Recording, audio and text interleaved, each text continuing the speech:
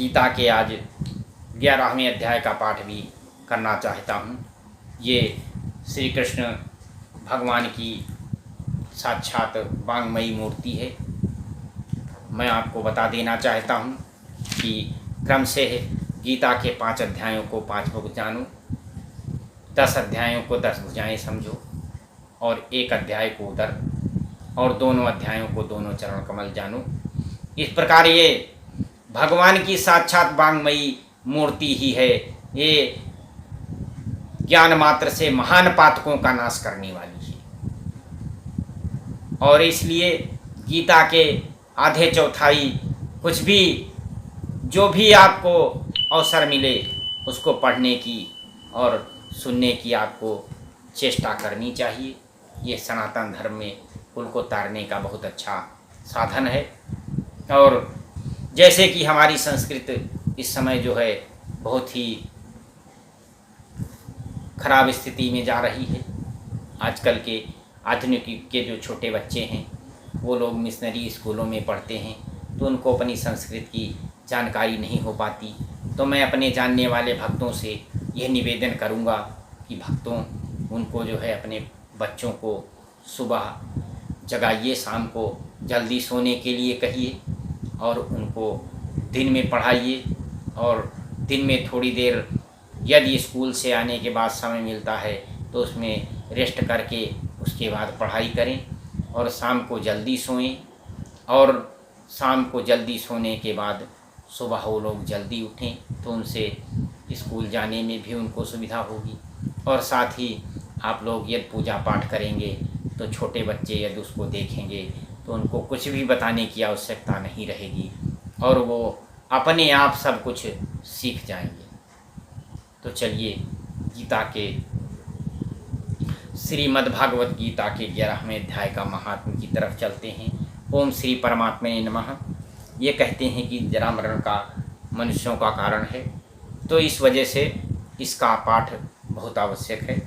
चलिए मैं चलता हूँ, आप भी ध्यान से आइए। ओम श्री परमात्मने नमः।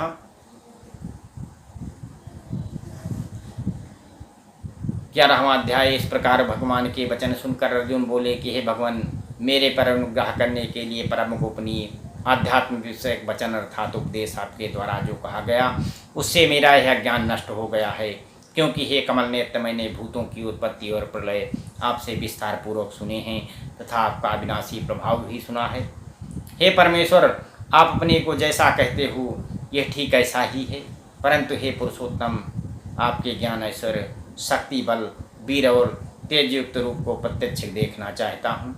इसलिए हे प्रभु, मेरे द्वारा आपका रूप देखे जाने का शक्य है, तो ऐसा यदि आप मानते हैं तो हे योगेश्वर, आप अपने अविनाशी स्वरूप का मुझे दर्शन कराइए। इस प्रकार अर्जुन के प्रार्थना करने पर श्री कृष्ण भगवान बोले कि हे पार्थ, मेरे सैकड़ों तथा हजारों नाना प्रकार के और नाना वर्ण तथा आकृति वाले अलौकिक रूपों को देख।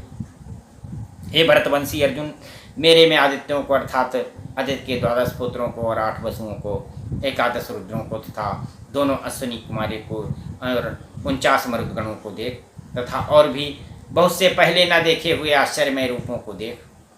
हे गुणाकेश, अब इस मेरे शरीर में एक जगह स्थित हुए चराचर सहित संपूर्ण जगत को देख, और भी जो कुछ देखना चाहता हो सो देख, परंतु मेरे को इन अपने प्राकृतिक नेत्रों द्वारा देखने को निसंदेह समर्थ नहीं है। इसलिए मैं तेरे लिए दिव्य अर्थात अलौकिक चक्षु देता हूँ, इससे तू मेरे प्रभाव को और मेरी योग शक्ति को देख। देखिए, ये भगवान का रूप केवल 2 लोगों ने देखा था, एक तो अर्जुन ने देखा था और दूसरे संजय ने देखा था। तो आप भी अपने तप से, आप अपने चाहें तो तपस्या के बल से आप कुछ भी कर सकते हैं। आप भगवान को साक्षात देखने का प्रयास करना चाहें तो देख सकते हैं। बस आप में इतनी जो है तपस्या में लगन और सामर्थ्य होनी चाहिए। जब संजय बोले कि हे राजन, महायोगेश्वर और सब पापों के नाश करने वाले भगवान ने इस प्रकार कहकर उसे तुरंत अर्जुन के लिए परम ऐश्वर्युक्त दिव्य स्वरूप दिखाया। उस अनेक मुख और नेत्रों से युक्त तथा अनेक अद्भुत दर्शनों वाले एवं बहुत से दिव्य भूषणों से युक्त और बहुत से दिव्य शस्त्रों को हाथों में उठाए हुए तथा दिव्य माला और वस्त्रों को धारण किए हुए और दिव्य गंध का अनुलेपन किए हुए एवं सब प्रकार के आश्चर्यों से युक्त सीमा रहित विराट स्वरूप परम देव परमेश्वर को अर्जुन ने देखा। हे राजन, आकाश में 1000 सूर्यों के एक साथ उदय होने से उत्पन्न हुआ जो प्रकाश हुए वो भी उस विश्वरूप परमात्मा के प्रकाश के सदृश कदाचित ही हुए। वो भी उस ऐसे आश्चर्यमय रूप को देखते हुए पांडुपुत्र अर्जुन ने उस काल में अनेक प्रकार से विभक्त हुए अर्थात पृथक पृथक हुए संपूर्ण जगत को उस देवों के देव श्री कृष्ण भगवान के शरीर में एक जगह स्थित देखा। उसके अनंतर वो आश्चर्य से युक्त हुआ हर्षित रोमों वाला अर्जुन विश्वरूप परमात्मा को श्रद्धा भक्त सहित सिर से प्रणाम करके हाथ जोड़े हुए बोला कि हे देव, आपके शरीर में संपूर्ण देवों को तथा अनेक भूतों के समुदायों को और कमल के आसन पर बैठे हुए ब्रह्मा को तथा महादेव को और संपूर्ण ऋषियों को तथा दिव्य सर्पों को देखता हूँ।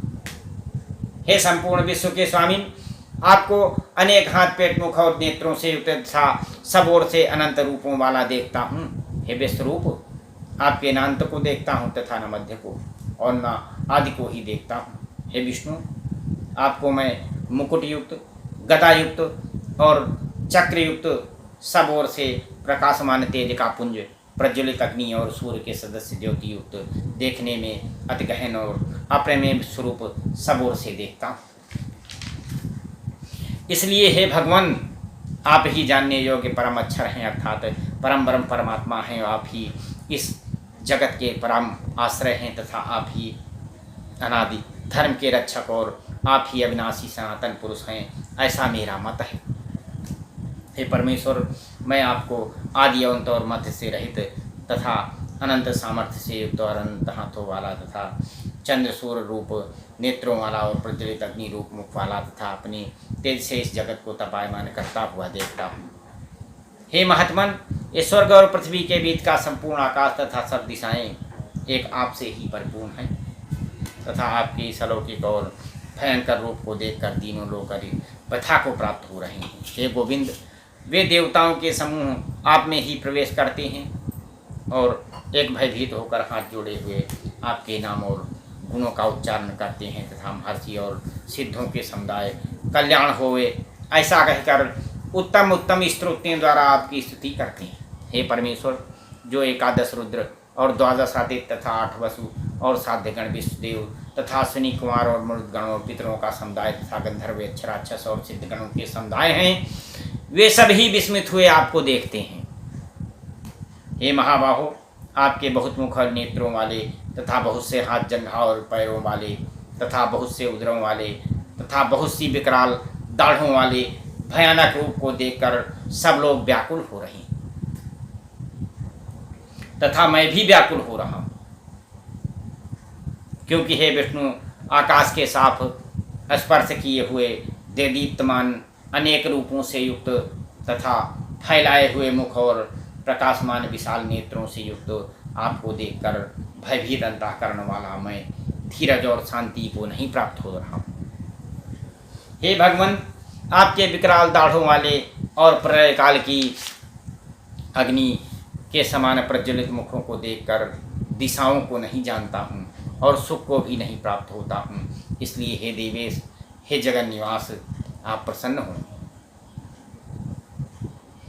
मैं देखता हूँ कि वे सभी धृतराष्ट्र के पुत्र राजाओं के समुदाय सहित आप में प्रवेश करते हैं और भीष्म पितामह, द्रोणाचार्य तथा वह कर्ण और हमारे पक्ष के भी प्रधान योद्धाओं के सहित सब के सब वेग युक्त हुए आपके विकराल दाढ़ों वाले भयानक मुखों में प्रवेश करते हैं और कई एक चूर्ण हुए सिरों सहित आपके दांतों के बीच में लगे हुए दिखते हैं। हे विष्णुमूर्ति, जैसे नदियों के बहुत से जल के प्रवाह समुद्र के सम्मुख दौड़ते हैं और समुद्र में प्रवेश करते हैं, वैसे ही वे शूरवीर मनुष्यों के समुदाय भी आपके प्रज्वलित हुए मुखों में प्रवेश करते हैं अथवा जैसे पतंग मोह के वश होकर नष्ट होने के लिए प्रज्वलित अग्नि में अतिवेग से युक्त हुए प्रवेश करते हैं, वैसे ही ये सब लोग भी अपने नाश के लिए आपके मुखों में अतिवेग से युक्त हुए प्रवेश करते हैं और आप उन संपूर्ण लोगों को प्रज्वलित मुखों द्वारा अग्रसर करते हुए सब ओर से चाट रहे हैं। हे विष्णु, आपका उग्र प्रकाश संपूर्ण जगत के तेज को परिपूर्ण करके तपायमान करता है। हे भगवान, कृपा करके मेरे प्रति कहिए कि आप उग्र रूप वाले कौन हैं। हे देवों में श्रेष्ठ, आपको नमस्कार हो गए, आप प्रसन्न होइए। आज स्वरूप आपको मैं तुझसे जानना चाहता हूँ, क्योंकि आपकी प्रवृत्ति को मैं नहीं जानता। इस प्रकार अर्जुन के पूछने पर श्री कृष्ण भगवान बोले कि हे अर्जुन, मैं लोगों का नाश करने वाला बढ़ा हुआ महाकाल हूँ। इस समय इन लोगों को नष्ट करने के लिए प्रवृत्त हुआ। इसलिए जो प्रतिपक्षियों की सेना में स्थित हुए योद्धा लोग हैं, वे सब तेरे बिना भी नहीं रहेंगे, अर्थात तेरे युद्ध ना करने से भी इन सब का नाश हो जाएगा। इसे तू खड़ा हो और यश को प्राप्त कर तथा शत्रुओं को जीत कर धन धान से संपन्न राज्य को भोग, तथा ये सब सूरवीर पहले से ही मेरे द्वारा मारे हुए हैं। हे सब्यसाचिन, तू तो केवल निमित्त मात्र ही हो जा, तथा इन द्रोणाचार्य और पितामह भीष्म तथा जयद्रथ और कर्ण तथा अन्य भी बहुत से मेरे द्वारा मारे हुए सूरवीर योद्धाओं को तू मार और भय मत कर। निसंदेह तू युद्ध में बैरियों को जीतेगा, इसलिए युद्ध कर।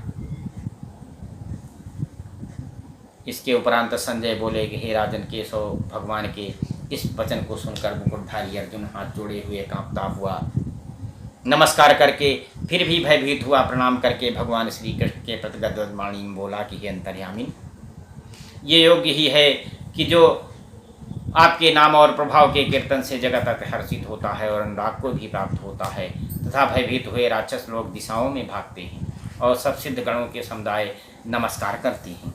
हे महात्मन, ब्रह्मा के भी याद करता और सबसे बड़े आपके लिए वे कैसे नमस्कार नहीं करें, क्योंकि हे अनंत देव, हे जगन निवास, जो सत से परे अक्षर अर्थात सच्चिदानंद ब्रह्म हैं, वो आप ही हैं। हे प्रभु, आप आदिदेव और सनातन पुरुष हैं। आप इस जगत के परम आश्रय और जानने वाले तथा जानने योग्य और परम धाम हैं। हे अनंत रूप, आपसे ये सब जगत व्याप्त अर्थात परिपूर्ण है।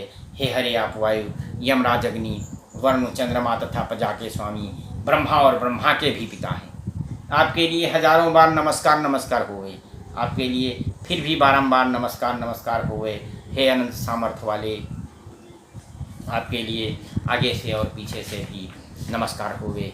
हे सर्वात्मन, आपके लिए सब ओर से ही नमस्कार हुए, क्योंकि अनंत पराक्रमशाली आप सब संसार को व्याप्त किए हुए हैं, इससे आप ही सर्वसमर्थ हैं।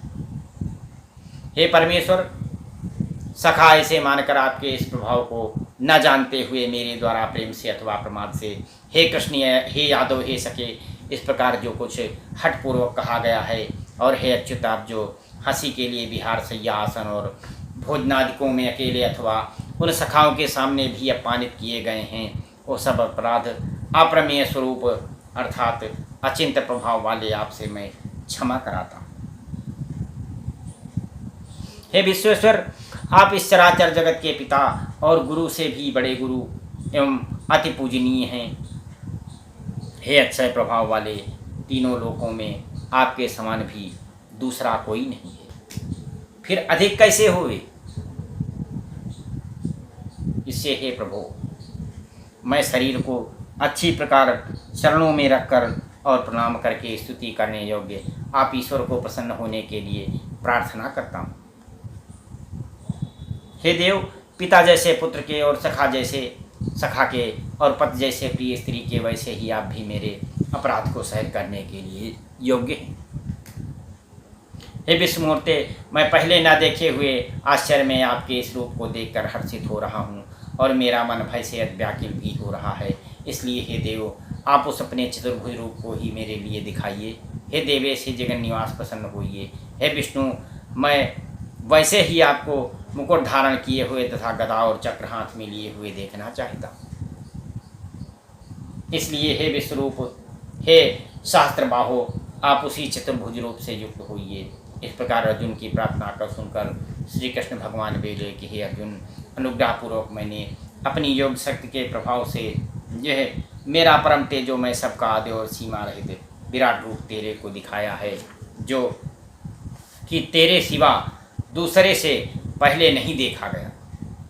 हे अर्जुन, मनुष्य लोक में इस प्रकार विश्वरूप वाला मैं न वेद और यज्ञों के अध्ययन से तथा न दान से और न क्रियाओं से और न उग्र तपों से ही तेरे सिवा दूसरे से देखा जाने को शक्य।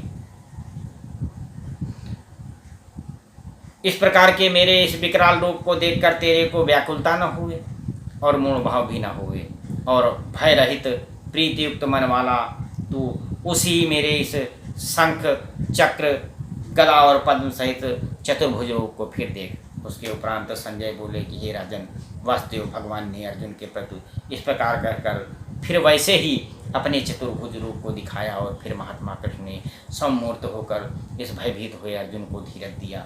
उसके उपरांत अर्जुन बोले कि हे जनार्दन, आपके इस अति शांत मनुष्य रूप को देखकर अब मैं शांत चित्त हुआ अपने स्वभाव को प्राप्त हो गया। इस प्रकार अर्जुन के वचन को सुनकर श्री कृष्ण भगवान बोले कि हे अर्जुन, मेरा यह चतुर्भुज रूप देखने को अति दुर्लभ है कि जिसको तुमने देखा है, क्योंकि देवता भी सदा इस रूप को दर्शन करने की इच्छा वाले हैं। हे अर्जुन, न वेदों से, न तप से, न दान से और न यज्ञ से इस प्रकार चतुर्भुज रूप वाला मैं देखा जाने को शक्य हूँ कि जैसे मेरे को तुमने देखा है। परंतु हे श्रेष्ठ तप वाले अर्जुन, अनन्य भक्ति करके तो इस प्रकार चतुर्भुज रूप वाला मैं प्रत्यक्ष देखने के लिए और तत्व से जानने के लिए तथा प्रवेश करने के लिए अर्थात एक ही भाव से प्राप्त होने के लिए भी शक्य हूँ। हे अर्जुन, जो पुरुष केवल मेरे ही लिए सब कुछ मेरा समझता हुआ यज्ञ दान और तप आदि संपूर्ण कर्तव्य कर्मों को करने वाला है और मेरे प्राण है अर्थात मेरे को आश्रय और परम गति मानकर मेरी प्राप्ति के लिए तत्पर है, वो मेरा भक्त है। अर्थात मेरे नाम गुण प्रभाव और रहस्य के श्रवण कीर्तन मनन ध्यान और पठन पाठन का प्रेम सहित निष्काम भाव से निरंतर अभ्यास करने वाला और आसक्ति रहित है, अर्थात स्त्री पुत्र और धन आदि संपूर्ण सांसारिक पदार्थों में स्नेह रहित और संपूर्ण भूत प्राणियों में वैर भाव से रहित है। ऐसा वो अनन्य भक्ति वाला पुरुष मेरे को ही प्राप्त होता है, इसमें कोई संशय नहीं है। इस प्रकार से मेरा ये कहना है कि आप लोग भक्त बनिए, आप लोग प्रभु की भक्ति करिए, आप लोग प्रभु में रम जाइए, और आप जब प्रभु में रम जाएंगे तो प्रभु भी आपको उतनी ही मात्रा में प्रेम करेंगे। श्रीमन्नारायण नारायण हरि हरि, लक्ष्मी नारायण नारायण हरि हरि, तेरी लीला सबसे न्यारी न्यारी हरि हरि।